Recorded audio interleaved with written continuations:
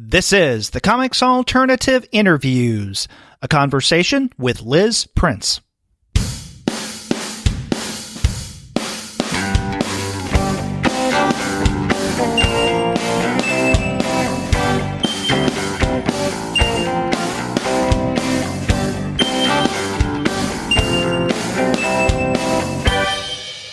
Hello and welcome to another episode of the Comics Alternative Interviews. I'm Derek.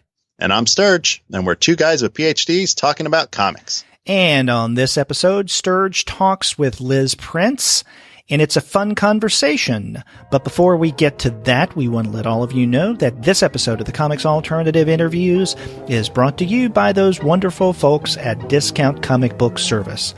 Go to their website, dcbservice.com, for all of your comics pre-ordering needs. There, you're going to find all DC, Marvel, Image, and Dark Horse titles at 40% off the cover price if you pre-order. For all of the other publishers, you'll find that those discounts are anywhere from 20 to 35% off of the cover price. And every single month, you're going to find some unbelievable specials. Sometimes those specials could be as much as 45% off of the cover price. Sometimes 50% off cover, but occasionally you can find discounts that go higher than that. That's right, Derek. And for instance, if you look right now, Look Back and Laugh, the latest book that Liz Prince published, is available for 35% off. You know, if you're not familiar with Liz Prince, what better way to introduce yourself to her work than getting her books through Discount Comic Book Service? Go to their website, dcbservice.com. They will take care of all of your comics pre-ordering needs. And after you do get your titles there, please be sure to send them an email and tell them that the two guys with PhDs sent you. With bells on. It's the season, right? It's almost the season. Yeah. Oh, Sterg, you're lucky, my friend, in that you got to interview Liz Prince. I was going to be a part of that, but, you know, as I've mentioned on past episodes, I had some issues, some family things that came up, and I wasn't able to join in on this conversation. So yeah, I'm glad that you did this. Yeah, I was bummed out you couldn't be part of it too, but I was really psyched to talk to Liz. She's somebody I've read pretty much every book that she's published, and except for this latest one, which we talk about in the interview a little bit, but I'm on her Patreon. I'm one of her Patreon supporters. So I've read a lot of the things that she publishes journal comics. So there is that. And I was really excited. It was a good talk, and I hope you get to listen to it right now. Okay, let's listen to it. Sweet.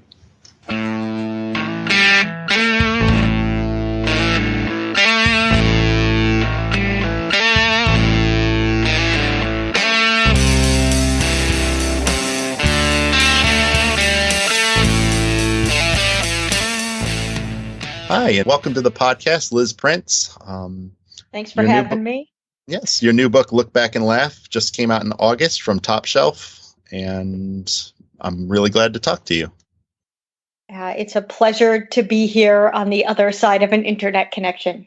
I know. See, we just had working out. This is my first time interviewing solo, so thank you for bearing with me as I work through all the little gremlins and trolls and whatever else is on my side. That's okay. I think that I consider my middle name to be technical difficulties, so it might be as much my fault as it is yours and the internet in general. Well, we're going to muddle through. We're not going to muddle through. We're going to just rock this thing now. We just put the demons aside. And I just wanted to talk. We were talking off mic just a second ago, but I had a horrible admission that I actually have not read the new book, Look Back and Laugh. But if you were going to describe it for people who aren't familiar with it, what would you say? So Look Back and Laugh, which was just published by Top Shelf Productions, who's done several other books from me. Will You Still Love Me If I Wet the Bed? Delayed Replays, and Alone Forever. Like those books, it is a collection of comics that were previously self-published. But this book is different because in 2016, I decided to finally attack my lifelong goal of drawing a daily journal comic. And I did that through Patreon. So people who were subscribed could read these comics as they came out as either a weekly digest or as a monthly print subscription where I'd collect all the month's comics and then make a little book that I could send in the mail to people. So Look Back and Laugh is the collection of the entire 2016 year's worth of comics, which is actually 366 comics because it was a leap year. So see, more bang for your buck. That's right. I'm not even lazy about it. I did a year that had a whole extra day. Yeah, and I also should admit to the listeners that I am one of those Patreon supporters. So I've read some of the comics, and I also should say that I think I've literally read every other book you've ever published. So I'm hoping that makes up for the. You are probably pretty well up on your Liz-tory, as I like to call it.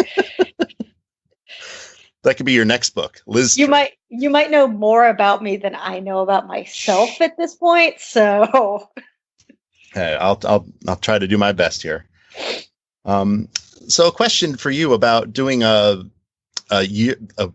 journal comic for a year. Why were you compelled to do that? I am still experiencing pretty severe writer's block after writing my graphic novel Tomboy, which was a really different writing process than what I've been used to. A lot of my other comics are, shorter kind of gag comics that when they're collected like on a theme, it kind of presents a larger story, but I'd never written a long narrative before, and writing a 250-page graphic novel in 9 months, it took a lot out of me, and I don't know if I'm ready to like jump into that all-consuming lifestyle yet. And so I was having trouble just writing any comics, whether they were long or short, and I decided that if I just dedicated myself to this goal of drawing a comic every day, something happens every day, whether it's significant or not. And the challenge becomes, how do you make that either interesting or relatable or poignant? And so it just seemed like that was a good time to try to draw a comic every day for a year, which is something that I've wanted to do. I grew up, reading comics like American Elf, James Kolchaka, and, ongoing diary comics like Carrie McNinch's You Don't Get There From Here, or, Ben Snakepitt's diary comics. I just thought it would be a fun experiment, and I've actually continued doing it. So I'm on my 3rd year right now. And I found it, like, at first I thought that I would just do that 1 year and be done with it. And I actually tried that at the beginning of 2017. I tried to write a longer story for my Patreon patrons, and that ended up being way more difficult than I thought it would be. And I also wound up feeling like I had no purpose when I wasn't like recording my life as it happened. So I might be trapped. I might be trapped now. I gotcha. Well, that was one of my questions too, is that I was just looking through my copy of Will You Still Love Me If I Wet the Bed, and on one of the back pages is a little mini portrait by Kolchaka, of you. And I was wondering if that was one of your inspirations, but you just answered that. So yeah, basically having my first book come out through Top Shelf in 2005 was like, it was at what I would consider the height of like Top Shelf's autobio publishing. They had Jeffrey Brown, James Kolchaka. They had done Blankets by Craig Thompson. Right. And all of those books and authors were like very influential on me. So. And one of the things that occurs to me looking at the first, I think they're the first two books from Top Shelf, We Still Love Me If I Wet the Bed and Delayed Replays. Are those the first two? Yep. They're tiny. They are, yep. And I'm wondering how much input do you have in the format of these books that you put out? Because your later books are much bigger. I'm one of those suckers. I love a tiny book. Like when I was a kid, I remember reading like Archie Digest and things like that. And I really love that kind of tiny format. And that's one of the things I loved about your first couple books. But, what kind of input do you have about, how big these things come out and like the size they come out in? I actually have a lot of input on it. Sometimes I have too much input. That is the case with Look Back and Laugh, where I really wanted it to be one comic per page, kind of like an old classic like Peanuts or like a Garfield collection. And, when I was pitching the size, I wanted it to be similar to what the actual Patreon, the dimensions of the Patreon comic are. But no one really suggested to me that since this book is over 400 pages, I might want to make it longer just so that stuff doesn't get sucked into the ditch. So there are times when I think that I could have a little bit of outside steering by someone who like knows what they're doing a little more.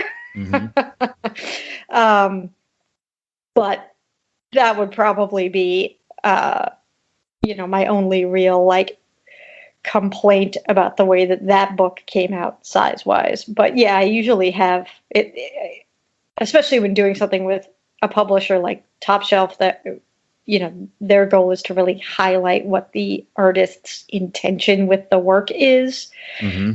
I have too much control over it. That's a hallmark of your work, though. Like you said, a lot of it's self-published and then it ends up in some other format or some other publisher. And I wanted to kind of know about what your experience self-publishing was like. I mean, I know you got a lot more control that way. Why were you compelled to self-publish a bunch of things before they got collected? Or how do you even approach a publisher once you do a self-published work? Well, for me, I grew up very heavily involved in the DIY punk scene in Santa Fe, New Mexico. And, a big part of that is people's self-published zines. And so that just seemed like the obvious way for me to get my comics out there to an audience so that people could read them. This was back in the late 90s when the internet wasn't really a place where people published their comics. Although I was posting comics of mine on my live journal and also on a now defunct website called The Art Conspiracy, where I also met a lot of artists. I met Kaz Strepik on there. Some people who are comic artists now, I made connections with very early on just through that website, which was one of the first real, like, I feel like Deviant Art was kind of like took its cues from a website like that, like Art Conspiracy. But yes, for me, there's something very to be kind of philosophical or pretentious about it. There's something very romantic about the like photocopied, self-published, staple-bound zines and mini comics. There's almost like a greater sense of pride for me holding one of those books. And they continue to be the kinds of things that I seek out from other artists when I go to comic shows and conventions, just because they're just far more limited, in their print runs and in their reach. So it feels more special to get a handmade book by somebody. And that's actually been one of my favorite parts of running this Patreon campaign is making the little collection comic every month and designing the covers and getting to choose what color cardstock the cover is printed on, getting to fool around with color a little bit, which is something that I don't normally do. It's been my favorite part of the process. I got you. So you still work generally then, and with tangible like pen and paper, and you're not doing things digitally yet. Yep. I've never, aside from like using Photoshop to clean up my work, and also I'm fairly computer illiterate, especially when it comes to programs that people use to make art on computers. So I pretty much lay out all my books and everything on Photoshop, using Photoshop in a way that makes sense for me, but probably someone who knew what they were doing would be like, this is a complete mess. But yeah, I've never drawn anything digitally.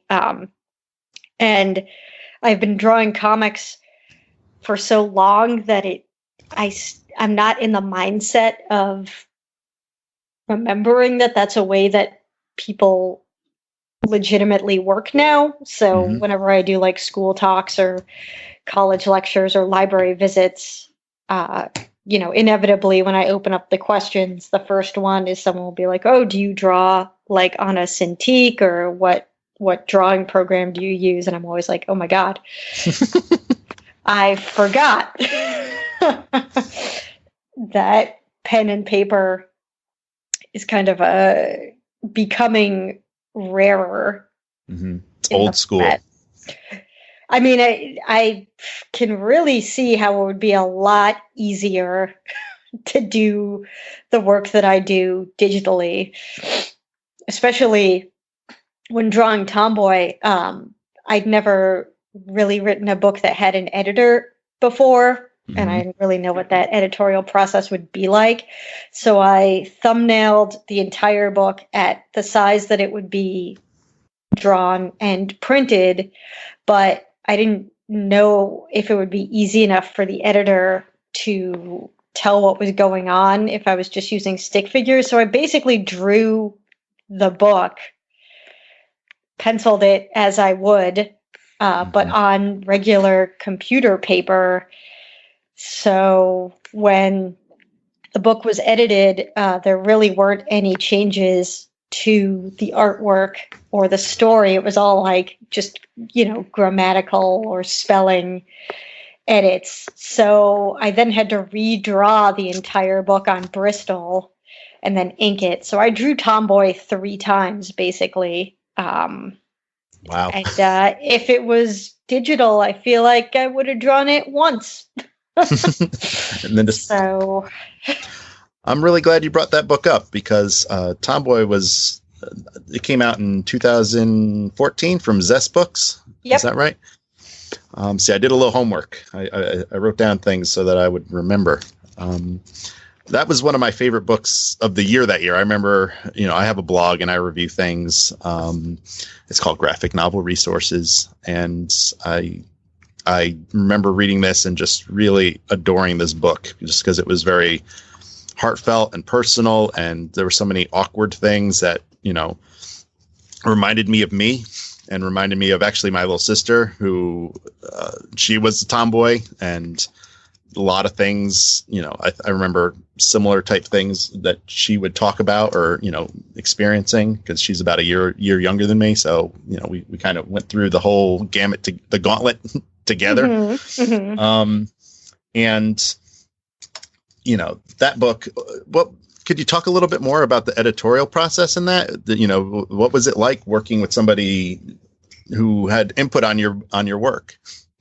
So I think that Dan Harmon, who was my editor at Zest, was very hesitant to do any real editing of the story, just because, which I appreciate because it was autobiographical. And so he was really careful to keep his editing mostly to just how the experience of the reader would be. And he had also never edited a graphic novel before and was very upfront about that.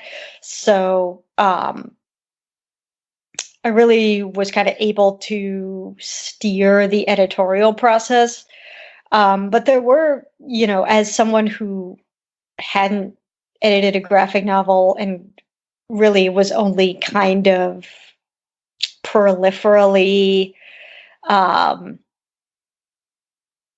what's the word I want? He was a casual reader. He wasn't someone who, really was like a comics person. He had some really valuable insight just into the way that certain pages read, as someone who, is really kind of outside of the comics world, that I feel like it might not have been apparent to somebody who grew up really reading comics and was super familiar with the language. So there were like a couple pages where we didn't change the panels, we just moved them in sequence, and it actually worked a lot better, but I never would have realized that on my own because I'm so I just think in comics at this point. I'm ruined basically as a person by comics. That's right. Comics has ruined us all. That's right. At this point. The question that occurs to me too, Tomboy is, I mean, it stands out in your, I'm going to say oeuvre, use a nice French word there. Thank you. See, you come for the French when you listen to this podcast. That's right. Or people butchering it more to the point. But your works are largely very they're autobiographical and they're very personal. Do you find that people gravitate towards talking about one of the books or one of the formats? I mean, like when you run into people who are fans of your work, what do they want to talk about? I mean, Tomboy is my furthest reaching book to date, in that it has a life outside of comics itself. It's used in classrooms as young as middle school, which is sometimes surprising to me. And it has a surprising amount of fans under the age of 10. Really? Yes. Which was not, I mean, that book is for teens. I mean, it's a young adult book. And yeah, I get a surprising amount of actual letters in the mail from really young kids. And it's so rewarding and also so stressful to how do I feel like an obligation to respond and make an experience for these people who have connected with that book so much, and especially when they're so young, because I remember, being 10 years old and reading a book and being like, this is my life. And back then you couldn't just readily contact an author. That wasn't really a thing, but now I'm super accessible. And so I feel like, oh, I need to give them something. And it wasn't actually really until quite recently that I had this epiphany that I've already given them something. I've already given them a lot of myself. So I really should calm down about how do I make this so special? But yeah, people generally want to talk about Tomboy at this point, and I understand. I mean, it's kind of been hard for me since that book came out to think of any other comics that I do as an accomplishment. Aw.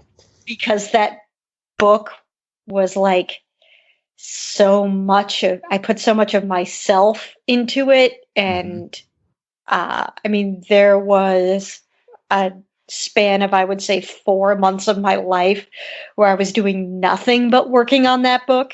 Mm-hmm.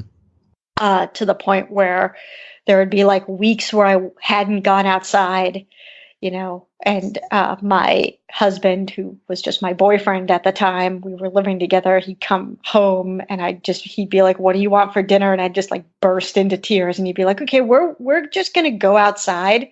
We're just going to walk somewhere because obviously you are losing your mind."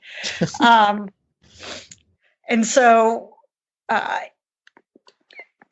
having that book come out, it was such a different experience for me because I'm used to having my comics have been available, either on the internet or as self-published books beforehand. So that was the first time that I really wrote a book that nobody saw until it was published, with the exception of like my editor and some of my friends who were reading it as I was writing it and giving me some input.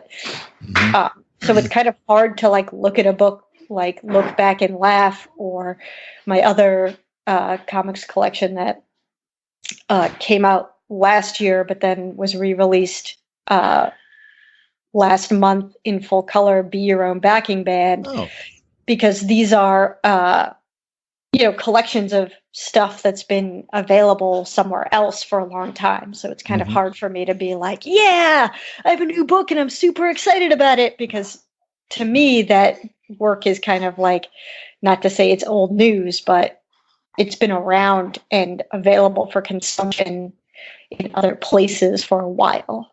Mm-hmm.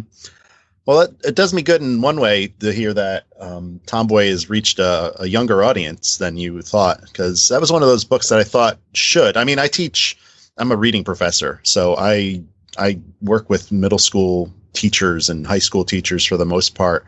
But that was one of those books that I remember reviewing, and I was talking about it with one of my friends, and I remember they said, "Oh, I wish she didn't put in so many swears because we can't use it with little kids now." And I thought, do you know little kids? Like swears are not like the thing that, I think that would prohibit them from reading. So I'm kind of glad that this book has found a bunch of young readers, because I thought it was one of those things that it was important to reach people who are, going through similar type situations that I think, especially now, I can't imagine being a kid now, with the kind of, knowing what pressure was like then versus what pressure is now, and media and all the things that kind of contribute to probably anxiety or whatever.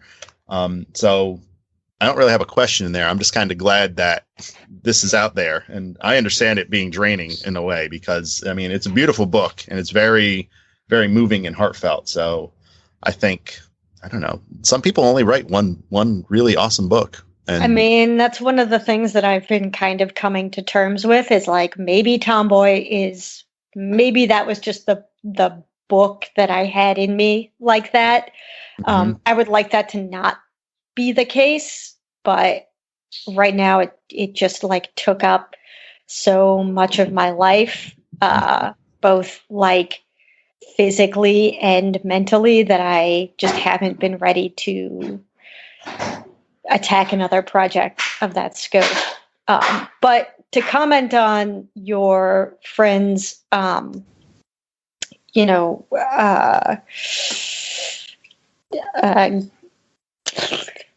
am at a loss for words.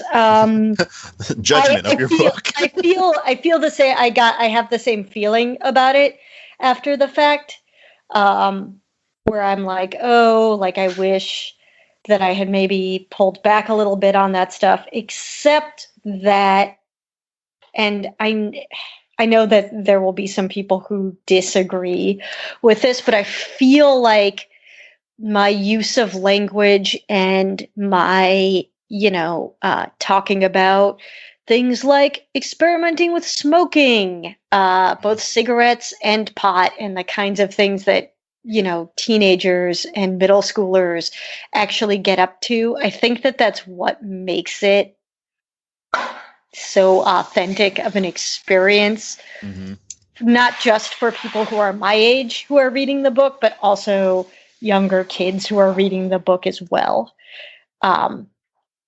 So it's hard for me to say, like, oh, should I have given up some of that authenticity to just make it so that younger readers could, like, access this book without kind of, people keeping it away from them for those reasons. But obviously, there's this really great kid who's been writing to me for probably about 2 years now. She writes her own comics, and she sends them to me, and her parents every year for her birthday, like, get her another book of mine and have me sign it for her. And this year they got her a subscription to my Patreon, the print subscription.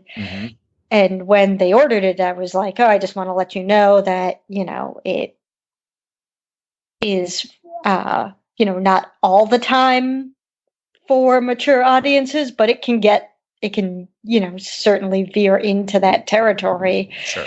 And, her mom wrote to me and was like, oh, we're really not concerned about it. Like, she's able to handle things. And, so I was like, all right, great. I mean, my parents were very much that way with me. Like, they let me buy, like, underground comics when I was in middle school, like, and like Robert Crumb books and stuff like that. They were just like, yeah, it's just a book, whatever. It's not going to pervert your mind. Maybe it did. I don't know. But yeah, no, it's one of those things I wonder about too. I mean, I have little kids now, and I mean, one's 1 and one's 3, so I'm not really dealing with too many of these issues. But I think about my own childhood, and sometimes you talk about things, sometimes you don't talk about things, and I mean, sometimes you figure out stuff. I mean, I don't know about, it seemed like to me this is maybe too much, but I learned a lot from not people, but like finding magazines in parking lots and things like that. Oh, you mean like woods porn? Oh yeah, woods porn. Yeah, isn't it kind of sad that woods porn is definitely like a thing of the past? Oh yeah. Well, now there's internet. Like everybody found woods porn. And now what could they find? Like a thumb drive in the woods, buried in an iPad preloaded with some porn. Yeah. I mean, yeah, the internet killed woods porn, and that's sealed in a plastic bag. Yeah. Underneath the dirt. Yeah. That's maybe the saddest thing. That's the thing we should mourn the most with the advent of the internet. Hey. So I'm going to switch gears a little bit and talk about, you mentioned before that you do school talks and library visits. And what kind of kids or what kind of grades, who do you talk to? Oh, I've talked to everything from doing like library visits for kids that have kids as young as, I don't know, maybe 4 years old. And I've talked to college classes. I've been flown out to do like gender studies talks that really just end up being just more about comics and why I tell personal stories with them and less about gender studies, because despite the fact that I wrote a book about my own experience with gender, I actually don't know much about gender studies, as an academic realm. But yeah, pretty much everywhere in between. I've Skyped with middle school classes that read Tomboy. I had this really great experience with Skyping with a class that I think it was maybe more like a social studies class. And after they read Tomboy, they decided to actually protest one of the items in the dress code because of the book, and they successfully got this dress code changed.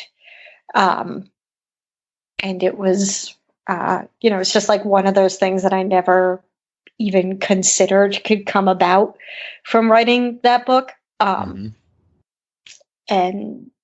so, yeah, it's been really a different experience than I thought it would, and it's definitely reached younger audiences than I thought it would. Do you have a preference of who you'd rather talk to? Like what age? Well, before I wrote Tomboy, I would say that I was afraid of teenagers. Because, my experience being a teen was that everyone was trying to kind of act as uninterested and unenthusiastic about the things that were going on, especially things that were happening at school, as we possibly could. But I would say that teenagers now are so much more engaged. And I've done, school talks, and then afterwards I'll get an email or a letter from a specific student that will just be oh, thank you so much. It meant a lot to me personally. And I feel like I never would have done that as a kid. It's oh, I can't possibly display any kind of emotion to anyone, especially not anyone who might be in some position of authority. And one of the most interesting things that I've done as a result of Tomboy is the U.S. Embassy in Macedonia flew me out there to do comics workshops with underprivileged high school students.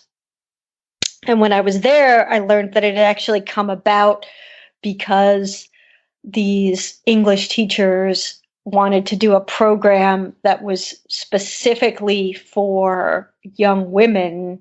That was a graphic novel program, and the embassy said that they wouldn't fund it unless it was, for everyone, so for boys too. But they actually highlighted 4 graphic novels, and they were all women artists, and they chose Tomboy as one of the books, and then they, chose me as the person that they wanted to come out and talk to the kids. And it was actually, this program was done with high school students from 2 different cities, Skopje, which is the capital of Macedonia, and then this town called Struga, which was actually pretty far south, I think. And so we met halfway. We went to this hotel in this tiny town in the Balkan Mountains, and just did 2-day intensive workshops about comics. And these teenagers who half of them had never met each other before, they were so freaking nice to each other. It blew my mind. These kids who had just met each other, I was sitting with them, and then one of the girls, just, out of nowhere said to another girl, oh, I really love your laugh. It's really infectious. It makes me want to laugh too. And I was like, what is happening right now? It's they're not mean. They're not mean. They're not mean to each other, and they're not being mean to me. Yeah, no, I have a kind of similar, background. Well, not a background, but I taught middle school. I mean, that's the majority of my teaching experience when I was a public school teacher. And I mean, to be honest, my favorite grade to teach was 7th grade. And when you tell people that, I mean, they look at you. I mean, first off, when you say you teach middle school or junior high, I mean, I live in Tennessee now. Usually people look at you and they go, "Oh, bless your heart." Yeah. And "Oh my God, you work with mutants." And, how do you deal with those kids? And I used to think, I mean, once you kind of get to know them and they make a connection with you, which clearly they do when they read your book, they're great people in a lot of ways. They're inquisitive, they're supportive. Like none of them want to do like the kind of stereotypical things that like you think of, or, even I can remember, being a teenager and thinking, oh, everyone's looking at me, I'm anxious about this, I'm anxious about that. Like they're just, someone's waiting for an opportunity to just kind of pounce and, reveal things about you that you're being self-conscious about that probably no one really cares about. Just that they do. If I could go back and say like one thing to like little preteen or teenage Liz, it would definitely be like, hey, no one is paying as much attention to you as you think they are. I mean, case in point, like I looked at my yearbook from when I was in, I think, 9th grade when I was writing Tomboy, and I realized I do not remember who any of these people are. I had highlighted like certain names in it, which I assume were people that I was friends with or wanted to remember for some reason. And I couldn't remember like pretty much a single thing about them. Like, unless these people were like friends of mine or rivals of mine, I didn't remember anything about them. And I think that that's probably the case for people who weren't, directly interacting with me, probably don't remember me either. I mean, I have a teenage niece right now. She's 15 and she's so different than I was when I was a kid. Like she actually spends time with her parents and like enjoys spending time with her parents. And like when I come to visit, like we're not super close. I see her maybe 2 or 3 times a year and don't really talk to her other than that. But she will like on her own volition, like do things like leave a party with her friends early to like come back and have dinner. And her parents are like, you don't have to do that. And she's like, oh, I want to. And I'm like, oh, what? Like, I would have been like, peace out. Don't try to talk to me. Oh, yeah. So. Yeah. No, I think young people, I've grown to appreciate them. I have one issue with them myself, and that's, they don't seem to know that you shouldn't stand in front of doorways. Yeah, but I find that a lot of adults don't seem to know that either. Yeah. You said you used to live in the Boston area. Harvard Square T station. Oh, yeah. Trying to get off the train at that particular station. I don't know why. Someone has suggested to me that it's something about the way that station is set up with the 2 tracks basically stacked on top of each other. Right. That it makes people like crowd the door when they're trying to get on. I don't know. For some reason, that's like everyone just stands right in front of the door. And if you're trying to get off the train there, like people do not part for you. So you basically have to like push your way out of these people.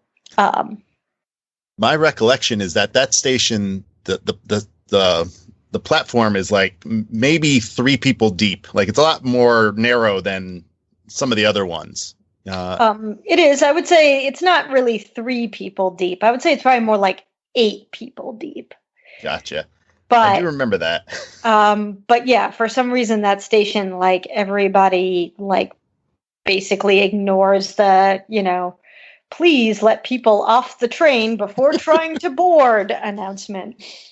I don't know why. Yeah, that one. I remember that. There were a lot of, maybe they're trying to avoid the street musicians. That's what. I mean, yes, there were a lot of street musicians in the Harvard Square. I think I heard this is I think all of them knew Imagine and Wish You Were Here. That's what I heard, I think, like on a loop. I think that's all they played, a lot of them. Yeah, I tried to ride a bike a lot in Boston, so. my experiences with street musicians in the tea are probably less than other people's. Mm-hmm. Biking in Boston, though, is... Oh, you okay? My cat Dracula just tried to like jump from the couch to the armchair that I was sitting on, and my hand was out, and he basically just rammed his face into my thumb and fell down and then walked away sheepishly. So I might have just poked my cat's eye out accidentally. I don't know. They walk it was off. His fault. That's right. You heard it here first. That's right. Yeah. Dracula has been maimed. But it was his own fault. That's right. Well, let's talk about cats then. You got Dracula and Wolfman? Yep.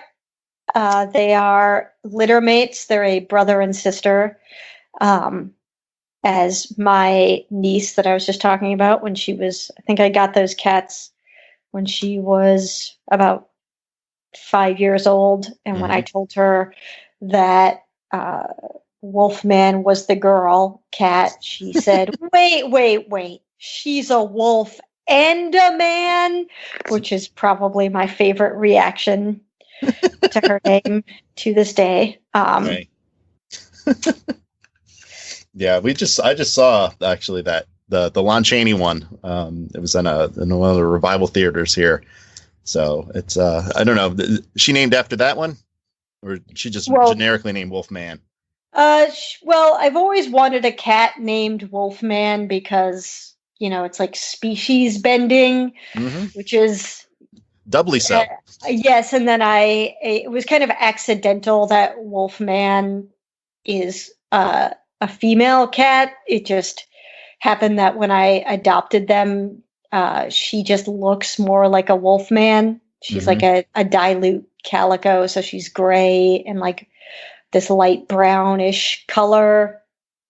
And Dracula is a tuxedo cat, black and white, so he really seems more like a Dracula to me, just visually. And they actually really kind of like very quickly grew to embody their namesakes. The first week that I had them, I actually had to go out of town, and a friend of mine agreed to come over and spend some time with them and feed them. And when I adopted the cats, I was given these weird, like freeze-dried chunks of like salmon or something as a treat to give them. And so he went to give Dracula a treat, and he was holding it between his thumb and forefinger, and Dracula just bit full on into his thumb and drew blood. And that was like the first experience that anyone outside of me had with that cat. So I was like, all right, he's a Dracula. But he's also very like, he has to be invited in. Like he won't come and like sit with you unless you're like very much like, yes, Dracula, it's okay. You can be here. Whereas Wolfman just kind of has these times where she just goes crazy and like makes these guttural noises, and all her fur is sticking up, and she's just running from room to room. Oh yeah. And so she just she really is more of a Wolfman, and he just really is more of a Dracula. See, I had a cat more like Wolfman that kind of zigzagged around the house and jumped on I think it chased imaginary things just everywhere. But we named him Spaz, so he was he had a tail like a radio antenna. Wolfman has a little nub tail, so she doesn't even really have a tail. Oh. But when she gets all excited like that, it turns into like a little poof ball on her butt. It's very cute. We had one like that too, and his name was Bob because we were very inventive. A bobtail named Bob. Exactly. Yeah, I mean, I'm just going to go out on a limb and say my cat names are better than yours. I'm not going to disagree. But I think that my cat names are better than most people's. So I'm also, I'm in agreement. I'm not going to argue that point. Thank you. Mm-hmm. And I did want to follow up on something, though, you said about going out and talking in Macedonia, which I think is a unique experience for sure.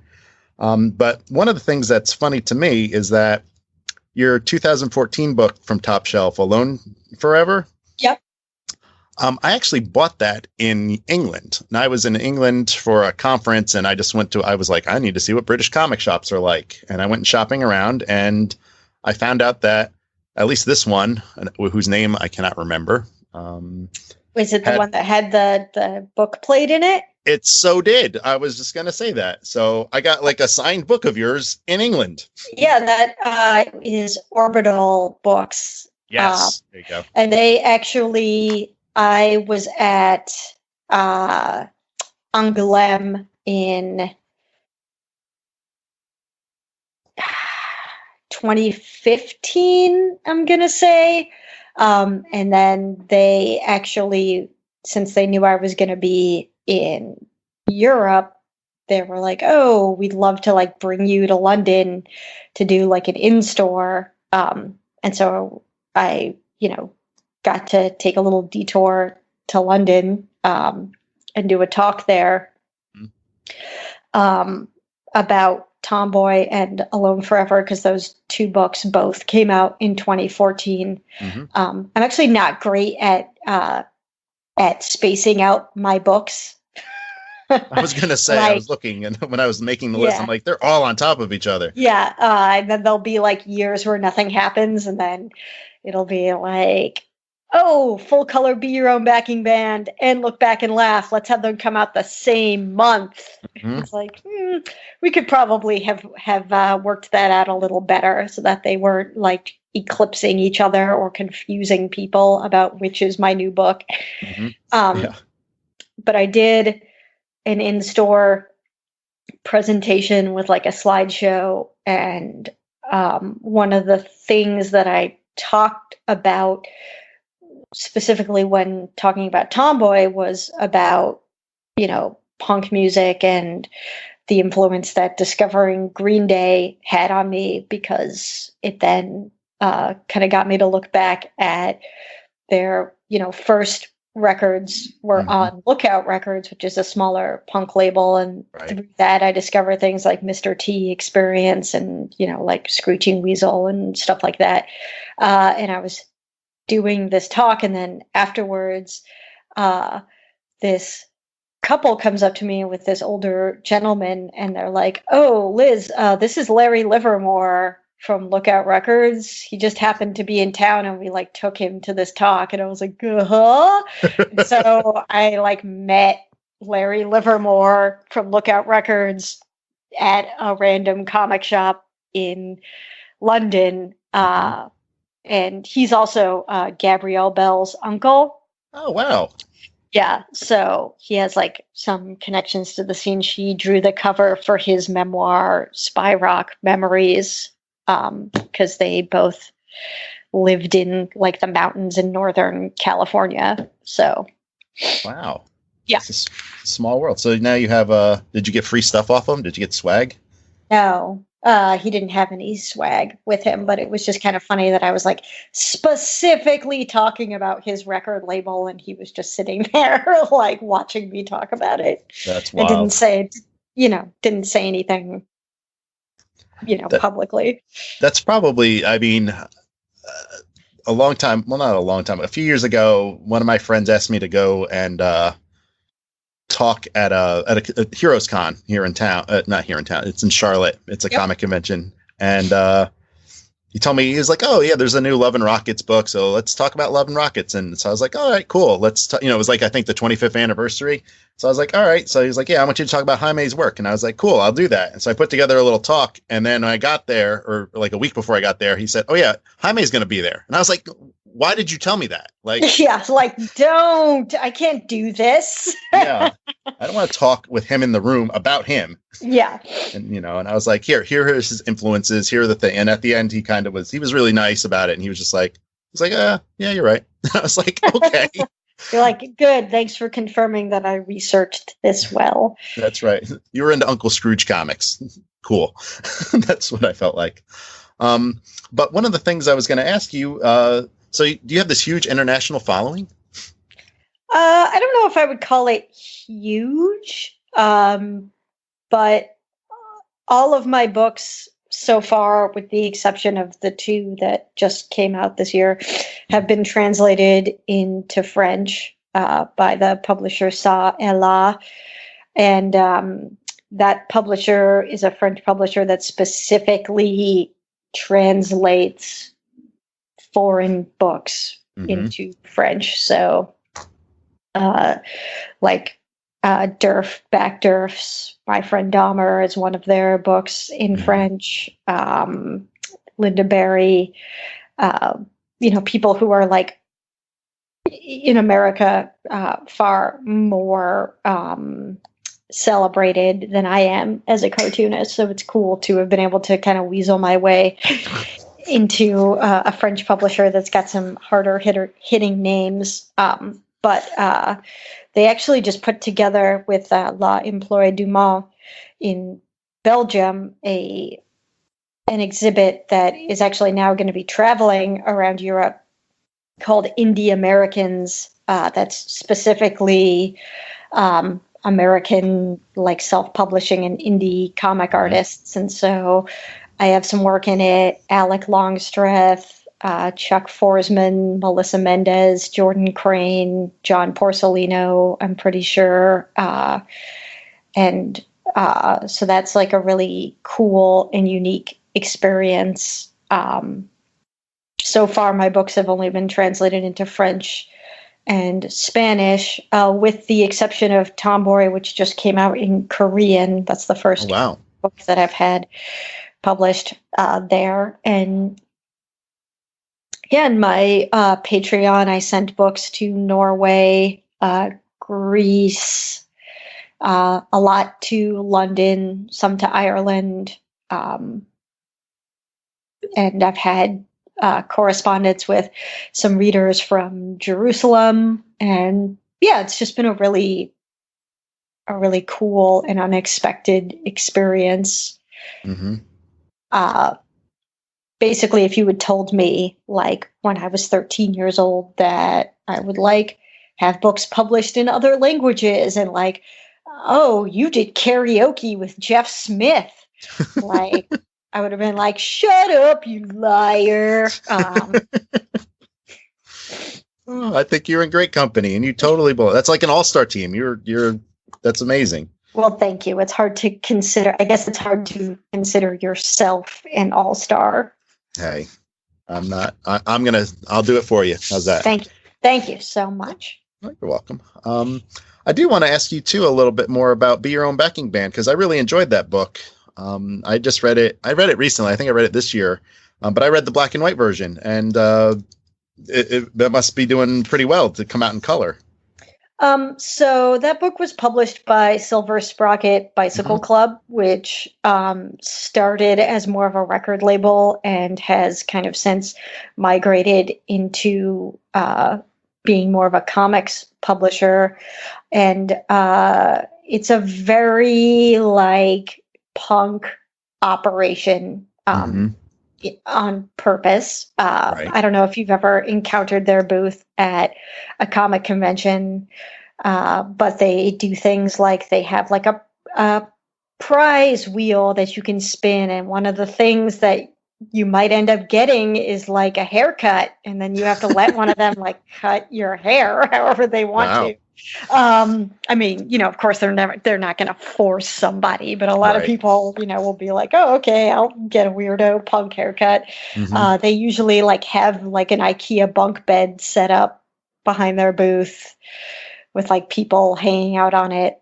And so I felt like Be Your Own Backing Band, which is a collection of the comics that I've drawn about music for Razor Cake magazine, definitely fit in with that publisher. And Avi, who runs Silver Sprocket, and I actually have a long history. Back in the late 90s, early 2000s, Avi ran a label called Springman Records, and I used to distro the like sampler CDs that they put out, which also had covers that were drawn by comic artists. And so it's cool to like get to work with them as a publisher now, when back then I was kind of just a fan of the music that they were putting out. And so Avi was actually the one who approached me about putting the book out again, but in color, because they were just noticing that their color books tended to do a lot better than their black and white ones. Gotcha. And so they were the ones who set up pretty much all of that. And Hannah Templar colored it, who I had worked with on my comic Cody and the Creepies. She colored that book for Boom. And I've since hired her to do just some shorter things with me because I really like her color sense. Well, cool. One question I had too, a lot of your books are autobiographical, but you also you've written a few licensed, or at least one licensed property, Clarence for Kaboom. Yep. And how did you get involved with that?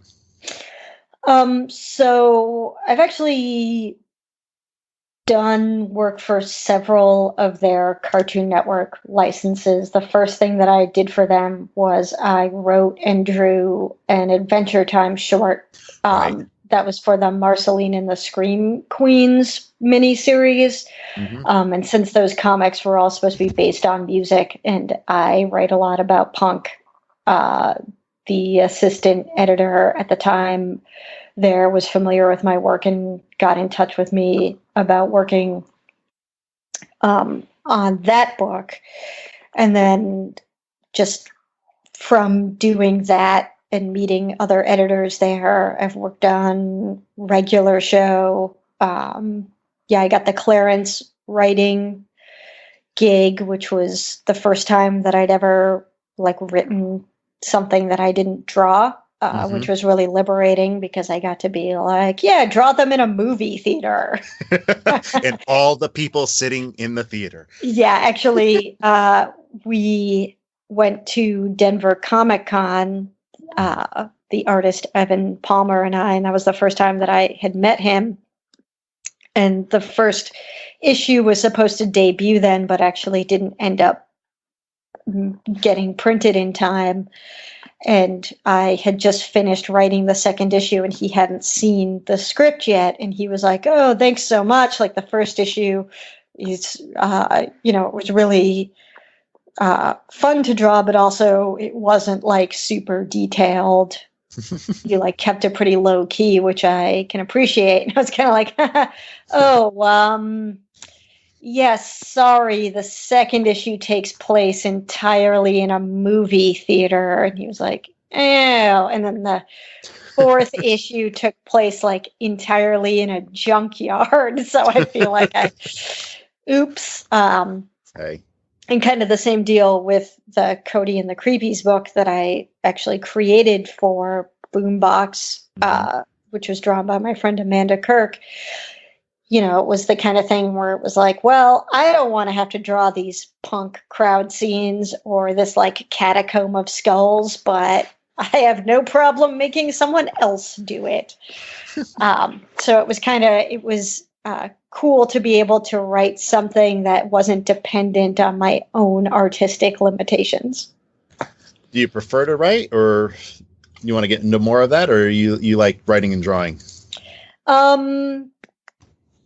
Well, I think as a freelance kind of thing, I prefer to do just the writing part, because it's definitely less intensive. And like I said, I feel like there are definite limitations to my artwork. I guess more recently, I consider myself to be my strength to be the writing more than the art, although I feel like my art is very serviceable to the kinds of stories that I am personally telling. I can recognize that it doesn't really have a place in, let's say, the Marvel universe, for example, or, even drawing the Regular Show and Adventure Time comics.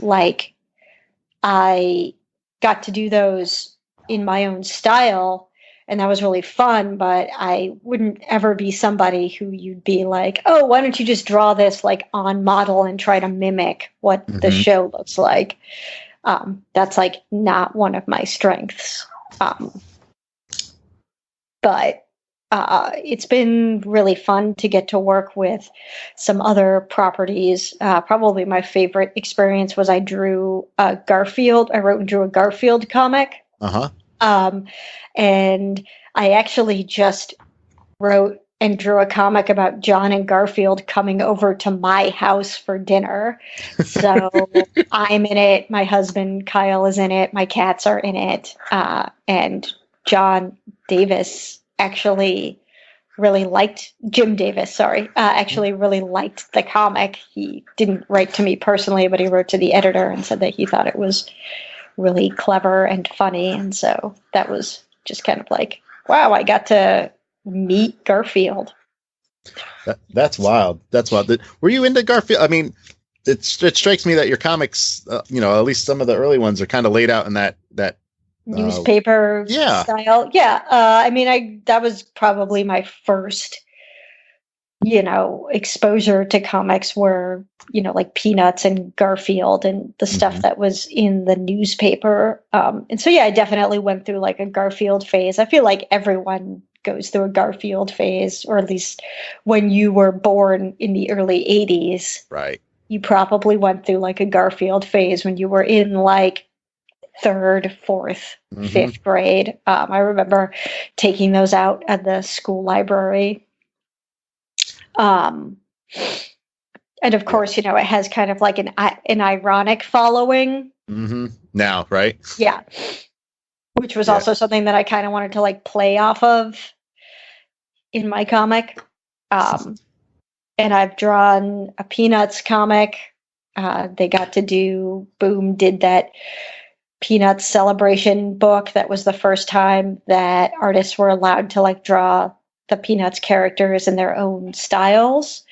And so a bunch of artists got to write and draw their own either reflections on Peanuts or their own Peanuts stories. And that was a really cool experience also. Yeah, that sounds awesome. I need to find those. I had no idea. So yeah, those are the B-sides. The B-sides. See, well, I like the B-sides usually. It's the deep cuts I need of my oeuvre. Your oeuvre. I like it. See? Comes back to the oeuvre. So looking forward, is there anything you're working on now that you can talk about? I mean, really, I'm still doing my daily comics on my Patreon. And at least for the rest of this year, that will probably be the only thing that I'm really working on comics-wise. My husband and I bought a house 2 years ago, and we're doing a lot of stuff on the house ourselves. And so I have like a bunch of projects, like I want to paint the kitchen cabinets another color. So like think I'm going to spend some time just kind of having less comics work and more boring domestic stuff. But if you'd like to read about that, I suggest that people should subscribe to my Patreon. And I do. And my wife and I, we bought an old house about a year and a half ago, and I commiserate with you if it's commiserating, because there's always something to do. That's God, yeah. There's never a time when I can truly sit down and say, I have nothing to do. And I think that the house, and I don't know if this is your experience, but I think it knows when you've been there a year, because it's like, oh yeah, then this pipe is going to break and this is going to happen, and maybe you're going to need a new hot water heater. I mean, so far, knock on wood, we've been pretty lucky that we haven't had any of those experiences yet. But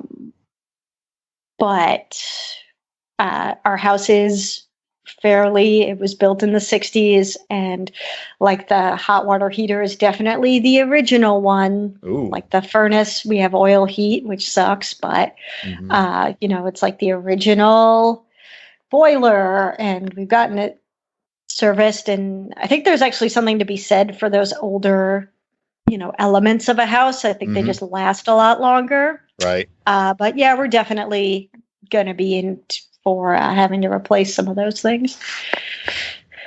Gotcha.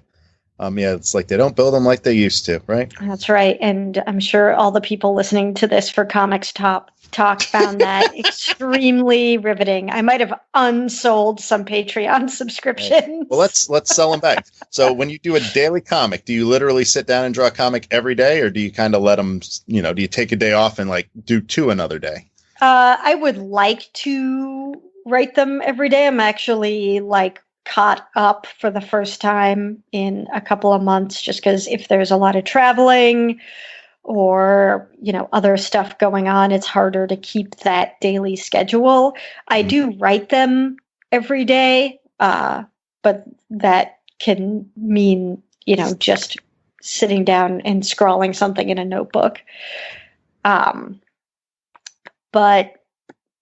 yeah, I think that there's kind of this misconception that drawing like a daily journal comic is something that is easy. Right. And I guess like if you're not trying to keep readers engaged or keep it like narratively interesting, I guess that could be the case. Mm-hmm. Like if you can be happy to just write basically like I went to work, right. I ate dinner, I watched TV. Sometimes it definitely ends up being that. But someone I was talking to about Look Back and Laugh was asking me, because in that collection, a lot of things happened that year. I had to go to Las Vegas and help my mom bring my grandmother to Santa Fe, where she had to live for the remaining year of her life. I got married. I bought a house. Like all that stuff was unexpected. I went to Macedonia. Like those things. I mean, I knew that I was going to Macedonia because that was in March of 2016 and was planned, before I started the project. But all that other stuff, like buying a house and getting married, like that wasn't. Those things weren't pre-planned. And someone was asking me, like, oh, is it easier to draw a comic when you're, doing like exciting, interesting things, or is it easier when you're just kind of at home and doing your normal routine? And honestly, like, I would say it's harder to draw comics when I have a lot of interesting new experiences going on, because there's so many things in a day that I'll want to talk about if I'm, say in Macedonia having these new experiences. And it's like, well, you have, basically 3 panels. So what do you focus on? Whereas those days where it's just kind of, me being at home, I get to do things like kind of like be more introspective or write about something that had happened in my past that I'm like newly reflecting on. So, anyone who thinks that it's just like really easy would be maybe surprised when they sat down to actually do it. Be like, oh, how can I keep this like interesting and lively and not just say the same thing over and over and over again. Plus, it occurs to me, I mean, if you were busy and you have interesting stuff going on, it's like, okay, let me step aside for a second. I'm going to draw a comic and I'll come right back. Right? Yeah, like, you're not going to do that. Right. Yeah. Those are the times when it's like, oops, sorry, my digest is a week late because I was, in Seattle for a week and I'm hanging out with friends, so I don't really want to be like, oh, excuse me, guys, I have to go write a comic about what's happening right now instead of experiencing what's happening right now. Could you do something interesting? Like just let it happen right now, and then I'll draw it.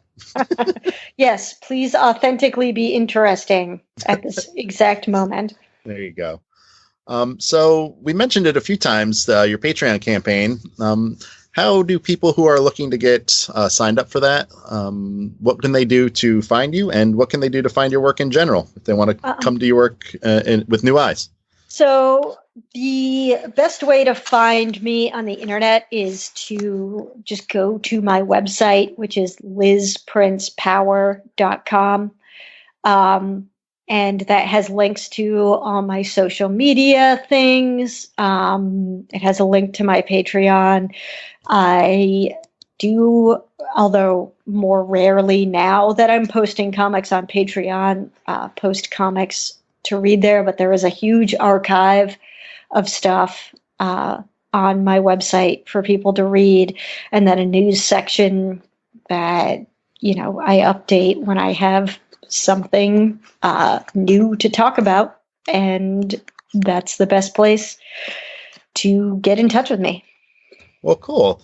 Well, I want to thank you for talking with me today. It was a thrill, and I'm really looking forward to getting Look Back and Laugh, which just came out in August from Top Shelf, and also a color version of Be Your Own Backing Band, which came out this year from Silver Sprocket Bicycle Club. Yep, that was basically came out at the same time as Look Back and Laugh. So those are my two new books. And if you want to find me in person, I will be at the Short Run Comics Festival in Seattle on November 3rd, and I will be at Comic Arts LA on December 8th and 9th. Cool. Come out and see Liz. She wants to talk to you and tell you things.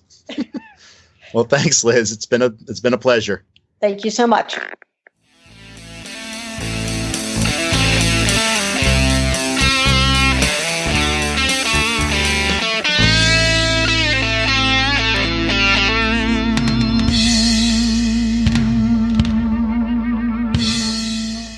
Wow, Sterg, that was an awesome interview that you had with Liz. Well, thanks. I had a lot of fun talking with her. Yeah. Again, I'm sorry that I was unable to join in on that interview, and I felt like I missed out on a lot. But I'm glad that you got to carry the ball, so to speak. Hey, I'm happy to talk to whoever, whenever. Listen to me. I will talk to anybody, wherever. It's like you're a wrestler. I feel like a wrestler now. Yeah.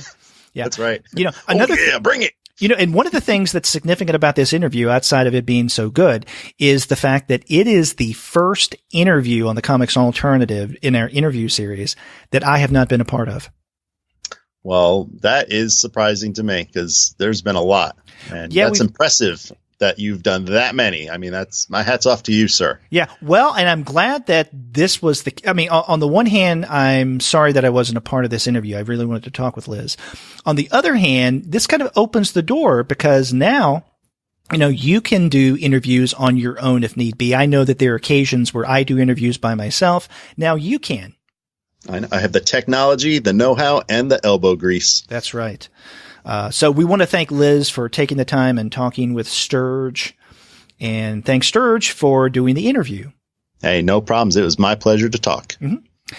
And if you want to find great books like the kind that Liz puts out, then definitely check out the website of our sponsor, Discount Comic Book Service. Go to dcbservice.com, and every month you'll find incredible discounts. You can't beat their prices. You may try. You can't. But you can't do it. That's right. So check them out. That's dcbservice.com. And after you do get your titles there, get in touch with us and let us know what you thought about Sterg's conversation with Liz Prince.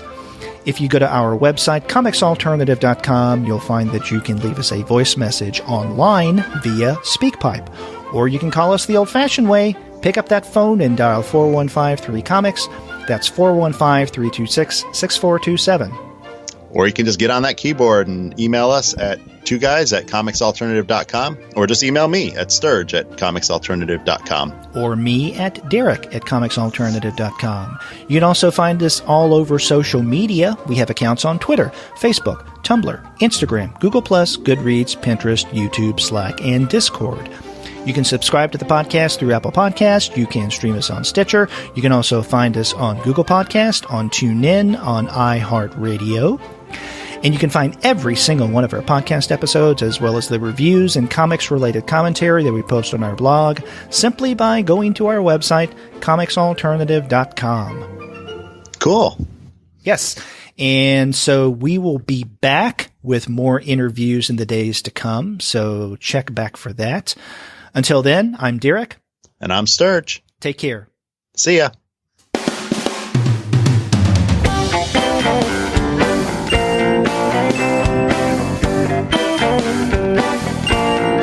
Bye.